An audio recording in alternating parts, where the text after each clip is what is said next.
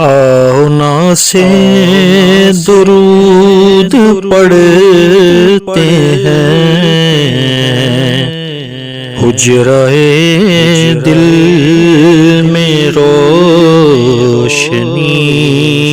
کے لیے۔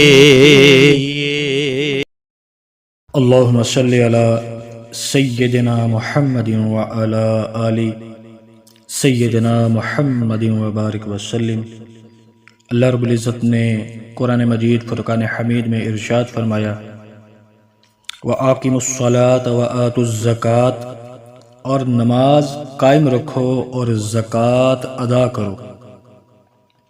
اس آیہ مبارکہ میں دین کی بڑی علامت نماز کے بعد زکوٰۃ ہی کا ذکر کیا گیا، اور حدیث میں زکوٰۃ کو اسلام کی بنیادوں میں سے ایک بنیاد قرار دیا گیا۔ ہر صاحب نصاب پر زکوٰۃ فرض، اور نہ دینے والا جو صاحب نصاب ہے اور وہ نہیں دیتا حرام گناہ کبیرہ ہے، اور بلا اجازت شرعی اگر ادائیگی میں تاخیر کرے گا پھر بھی گناہ گار ہے۔ اب زکوٰۃ کے اندر اللہ رب العزت نے جو حکمتیں رکھی ہیں، اس کی حکمتیں کیا کیا ہے؟ زکوٰۃ کی پہلی حکمت جو ہے تقاضۂ توحید کی ادائیگی ہے۔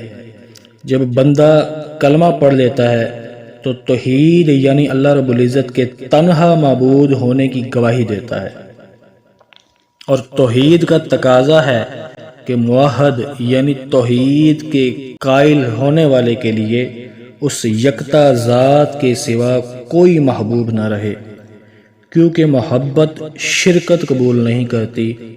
یہ نہیں کہ کسی کے برابر درجے کے دو محبوب ہوں، بلکہ کامل محبوب ایک ہی ہوتا ہے۔ کامل محبت کا امتحان دوسری محبتوں سے مقابلہ کرنے سے ہوتا ہے کہ کیا بندہ خدا کی محبت پر اپنی محبوب چیز قربان کرنے کا جذبہ رکھتا ہے یا نہیں۔ بندوں کے نزدیک مال بھی محبوب ہے، اور بھی بہت سی زیادہ محبوب چیزیں ہیں۔ اب اس کی محبت میں لوگ دوستوں رشتہ داروں تک کو چھوڑ دیتے ہیں، اور اسی کی وجہ سے دنیا سے محبت کرتے ہیں اور موت سے نفرت کرتے ہیں۔ لہٰذا اللہ رب العزت سے دعوی محبت کی سچائی کی تصدیق کے لیے اسی محبوب مال کو اس محبوب حقیقی کے نام پر قربان کرنے کا حکم دیا گیا، جیسے جہاد میں اپنی پیاری جان قربان کرنے سے امتحان لیا جاتا ہے۔ مال کے حوالے سے بعض کاملین نے فرمایا کہ عوام پر تو شریعت کے حکم سے 2.5% زکوٰۃ فرض ہے، لیکن ہم پر تمام مال خرچ کرنا واجب ہے۔ ایسے ہی جذبہ محبت سے ہمارے آقا و مولا سلسلہ نقشبندیہ کے امام سیدنا حضرت ابوبکر صدیق رضی اللہ تعالیٰ عنہ کو دیکھیں، آپ کی سیرت طیبہ کا مطالعہ کریں تو جب غزوہ تبوک کا موقع آیا تو آپ رضی اللہ تعالیٰ عنہ اپنا سارا مال، اور سیدنا فاروق اعظم رضی اللہ تعالیٰ عنہ نے اپنا آدھا مال پیش کر دیا۔ اب زکوٰۃ کی جو دوسری حکمت ہے کہ بخل سے نجات حاصل کرے۔ بخل یعنی کنجوسی ہلاک کر دینے والی خسرت ہے۔ آقا دو جہان نبی پاک صلی اللہ علیہ وآلہ وسلم نے ارشاد فرمایا، 3 چیزیں ہلاک کرنے والی ہیں۔ پہلی کیا ہے؟ ایسا بخل جس کی اطاعت ہو۔ دوسری چیز ایسی خواہش جس کی اتباع کی جائے، اور تیسری چیز انسان کا اپنے آپ کو اچھا جاننا۔ یہ حدیث شعب الایمان میں نقل کی گئی۔ اب بخل کی خصلت ختم کرنے کا طریقہ یہ ہے کہ انسان مال خرچ کرنے کا عادی ہو جائے، کیونکہ کسی چیز کی محبت اسی صورت میں ختم ہو سکتی ہے کہ انسان اس کے چھوڑنے پر نفس کو مجبور کرے۔ اب یہاں تک کہ اس کی عادت بن جائے۔ زکوٰۃ کا معنی پاک کرنا ہے۔ زکوٰۃ کا معنی یہ یہاں بہت خوبصورتی سے پایا جاتا ہے کہ زکوٰۃ صاحب مال کو ہلاکت خیز بخل کی برائی سے پاک کرتی ہے۔ حتیٰ کہ اتنی پاکیزگی حاصل ہو جاتی ہے کہ کاملین اور صالحین کا دل زیادہ خرچ کرنے سے زیادہ خوش ہوتا ہے۔ آقا دو جہان صلی اللہ علیہ وآلہ وسلم کے مبارک عمل سے ظاہر ہوتا ہے کہ جب دوسروں کو عطا فرماتے تو آپ علیہ الصلوۃ والسلام کا چہرہ مبارک خوشی سے جگمگا اٹھتا۔ جو زکوٰۃ کی تیسری حکمت ہے، اللہ رب العزت نے جو نعمت دی ہے اس کا شکر ادا کرنا ہے۔ اللہ رب العزت نے اپنے بندے کو مال دے کر اس پر انعام فرمایا ہے، لہذا اس مال کو اس کے حکم پر اس کی رضا کے لیے اس کی راہ میں خرچ کرنا نعمت مال کا شکر ہے۔ اب زکوٰۃ دینے والے کے لیے چند آداب ہیں۔ زکوٰۃ کے اوپر بیان کردہ حکمتوں کو اپنے ذہن میں رکھے اور نفس کا محاسبہ کرے کہ کیا میں حکم خداوندی پر راضی ہوں؟ اپنا جو مال میں اللہ رب العزت کی راہ میں خرچ کر رہا ہوں، خوشی سے کر رہا ہوں یا مجبوری سے کر رہا ہوں، کس نیت سے میں اللہ رب العزت کی راہ میں مال خرچ کر رہا ہوں؟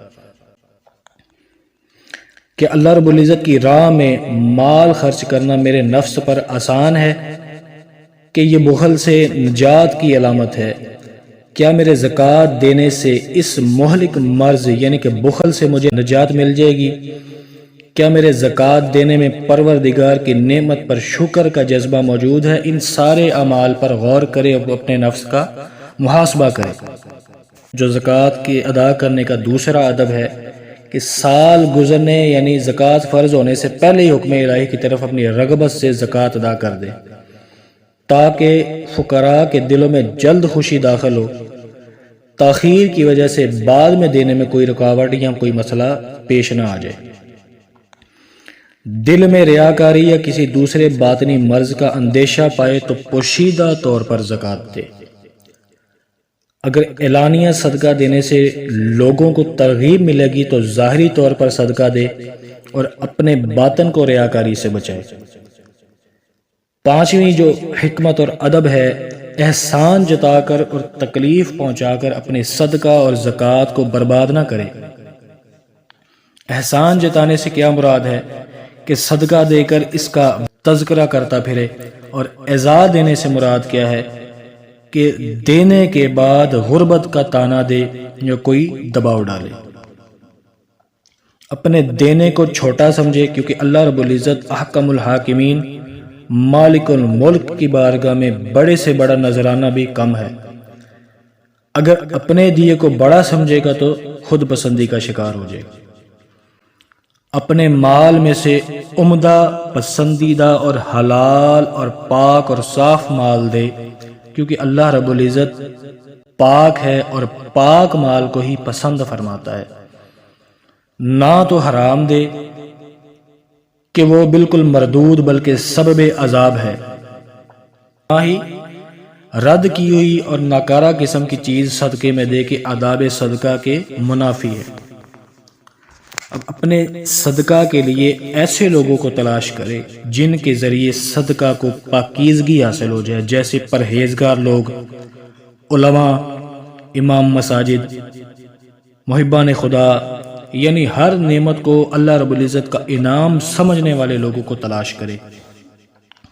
اسی طرح دوسری قسم سفید پوش لوگ جو اپنی ضروریات کو چھپاتے ہیں، یا مستحق افراد جو بال بچوں والا ہو یا کوئی مریض ہو یا کسی اور وجہ سے کمانے سے رکا ہوا ہو یا اپنے قریبی رشتہ دار ہوں، تو یہ صدقہ بھی ہو جائے گا اور صلہ رحمی بھی ہو جائے گی، اور صلہ رحمی میں بے شمار اجر بھی ہے۔